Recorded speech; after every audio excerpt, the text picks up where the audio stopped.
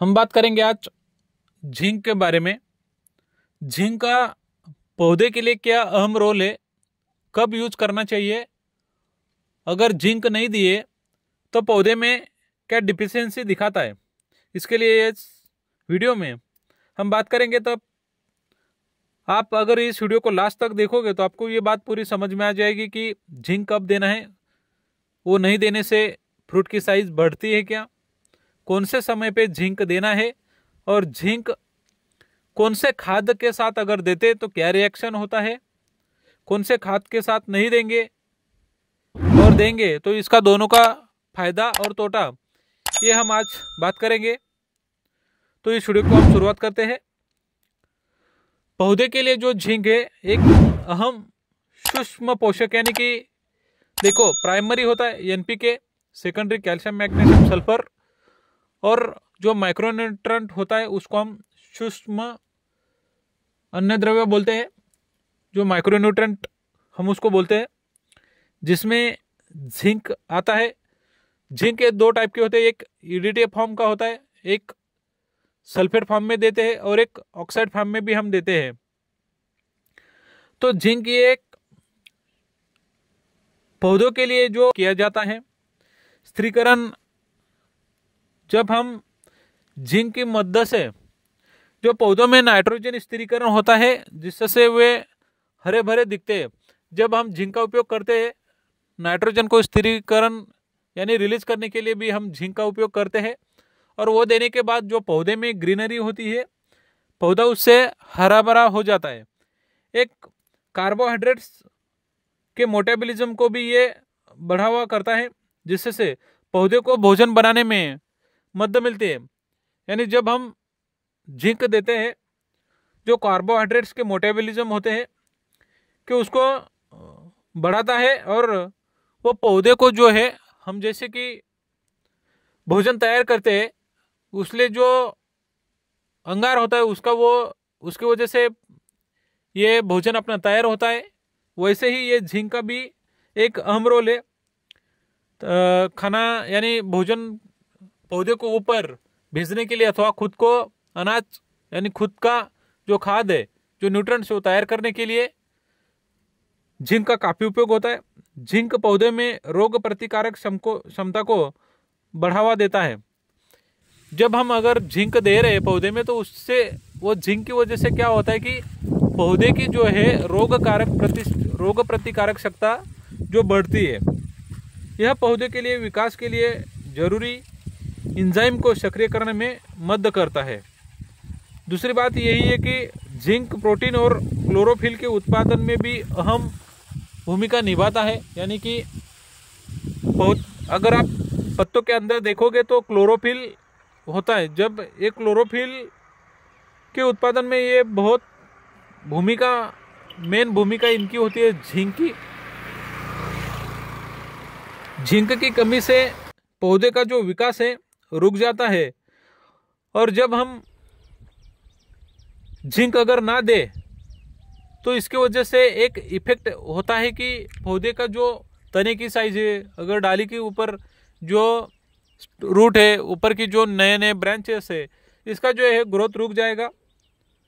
वहीं जब आप केला अगर हम एग्जांपल लेंगे, केले का जब डिलीवरी होता है तो उस समय अगर हम जिंक नहीं देंगे तो उसकी वजह से क्या होता है कि जो बंच में गैपिंग आना चाहिए, जो बंच अच्छा निकलना चाहिए, वो जिंक की कमी से बंच अच्छा नहीं आता है, और उसमें दो पंजों के गैपिंग अगर आप देखा जाएगा, मेरे जितने भी वीडियो आपने देखा होगा अथवा पोस्ट आप देखते हो कि हर किसान मुझे बोलता है कि साहब आपका जो बंच निकलता है उसमें जो दो पंजों के अंदर गैपिंग आता है, हमारे इधर क्यों नहीं आता है। तो इस समय मैं हर बार कैल्शियम के साथ 3 यानी लगभग 1.5 किलो तक मैं जिंक का उपयोग करवाता हूं। इसमें जिंक की कमी होने पर पत्तियों में जो पीलापन आने लगता है, ये एक दूसरा कारण भी है जिंक ना देने का। जिंक जो है ये जिंक सोलुबल बैक्टीरिया के अजैविक जिंक जो है उसको घोलने में भी सक्षम करता है, और पौधों के लिए इसमें उपयोग होता है। पौधों में जिंक का क्या काम करता है अथवा क्या उपयोग में आता है, हम जिंक अगर देते हैं तो इससे क्या फायदा होता है। यह एक प्रोटीन और क्लोरोफिल के उत्पादन में भी एक मुख्य घटक है, जिसमें जिंक पौधों की वृद्धि में महत्वपूर्ण भूमिका निभाता है। जिंक पौधों के लिए एक महत्वपूर्ण सूक्ष्म पोषक तत्व है, क्योंकि मैंने शुरुआती से पहले बात किया कि माइक्रोन्यूट्रिएंट में आता है। सूक्ष्म पोषक के लिए इसको उपयोग किया जाता है। ये कई प्रमुख जो है सेलुलर कार्यों, जैसे कि खुद जब हम अगर कोई अनाज देंगे तो वो चयापचय क्रिया बढ़ाता है, और शारीरिक प्रक्रियाओं का एंजाइम सक्रियन और आयन होमोस्टेसिस में शामिल भी होता है। सबसे बढ़िया जिंक कौन सी होती है? ईडीटी होती है कि जिंक सल्फेट होती है कि जिंक ऑक्साइड है? जिंक ऑक्साइड 39.5% यानी 39.5% जिंक की मात्रा होती है। यह जिंक की कमी को तुरंत पूरा करने में मदद करता है और इसका असर भी लंबे समय तक रहता है। यह तरल रूप में आता है यानी लिक्विड फॉर्म में भी आता है। जिंक की कमी क्या दिखाता है पौधे में?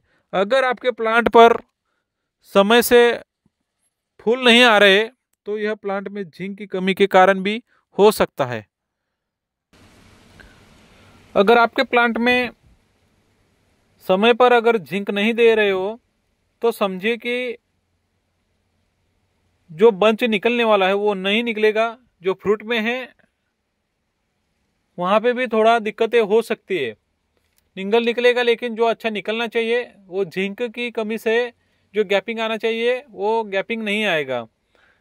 दूसरी बात, दरअसल जिंक में जो रिप्रोडक्टिव ऑर्गन की निर्माण के लिए बेहद जरूरी है, जिसके कारण जब प्लांट में जिंक की कमी होती है तो इसके कारण फूल नहीं आते। आपको शायद पता ना हो, लेकिन अगर प्लांट में जिंक की कमी होती है, कमी होने के कारण यह बात हम समझ सकते हैं कि और इससे जो मिट्टी में पानी और पोषक तत्वों की लेने की भी जो क्षमता होती है बहुत कम हो जाती है।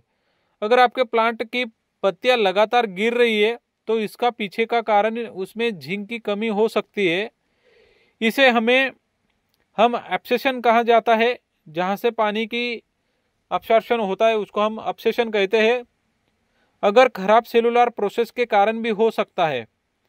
पौधे में डिस्कलरेशन होना यानी कि पौधे में जिंक की कमी होने पर सिर्फ उसकी पत्तियों पर ही असर नहीं पड़ता है, बल्कि इससे पौधों की और अन्य हिस्सों जैसे तनों व डंडियों का रंग भी बदल सकता है। उनका रंग बैंगनी या लाल हो सकता है। प्लांट में जिंक की कमी की वजह से जो है ना डिस्कलर बनता है, यानी कि अगर हम समझ सकते हैं कि जब जिंक की कमी होती है ब्राउनिश पत्ता हो जाता है।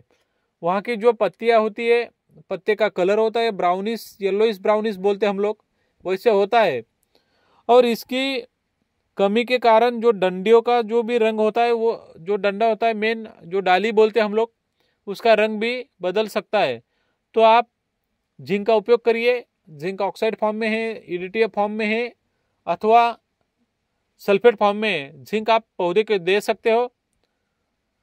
अभी जिंक ईडीटीए फॉर्म में हमने लॉन्च किया हुआ है 12% वाला ZNX PMX ZN, यह नाम से आपको सभी पोलन के डीलरों के पास आपको अवेलेबल हो जाएगा। आप उसका उपयोग कर सकते हो। धन्यवाद।